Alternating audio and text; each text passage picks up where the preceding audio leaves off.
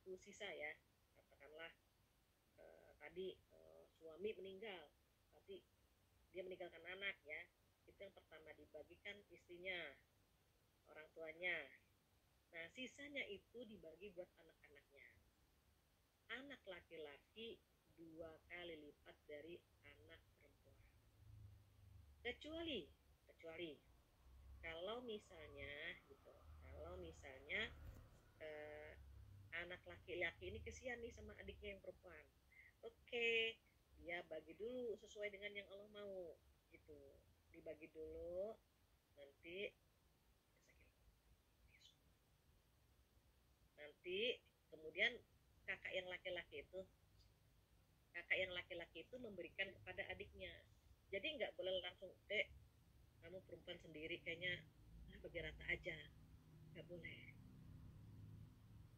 Jadi ikuti yang Allah mau dulu nih gitu.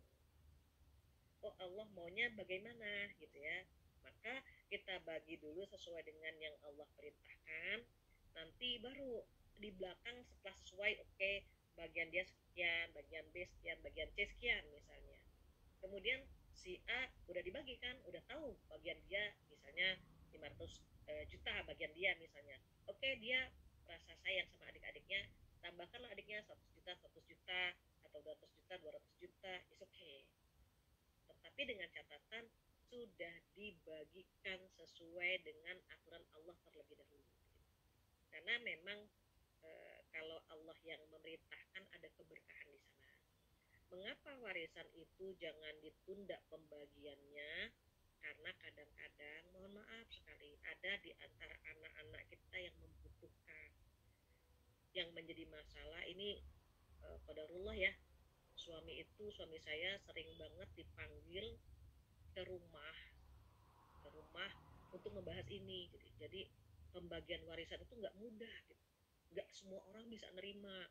Kadang-kadang ada yang abangnya menolak, kadang-kadang ada yang mantunya nggak terima, ada yang hal-hal seperti itu sering sekali terjadi. Maklum, harta itu selalu sensitif ya untuk urusan ini. Jadi kalau misalnya kendalanya, ini versi suami saya, kendalanya ada aja di keluarga itu yang tidak mau pembagian itu sesuai dengan Al-Quran. Kalau sudah seperti itu solusinya susah sekali. Artinya mereka kekeh dengan saya maunya begini, nggak bisa. Ada yang kekeh itu bapaknya, ada yang kekeh itu anak laki-lakinya gitu. Jadi kalau kalau mau pembagian waris itu ya memang semuanya harus berserah dengan aturan Allah. Kalau nggak berserah, nggak menyerahkan pada aturan Allah, pasti ada konflik, itu pasti. Jadi pertanyaannya, kita dengan keluarga termasuk yang mau ngikutin aturan Allah atau tidak. Kalau tidak ikut aturan Allah, agak susah gitu, agak susah ya. Contoh paling banyak nih, paling banyak yang menolak warisan itu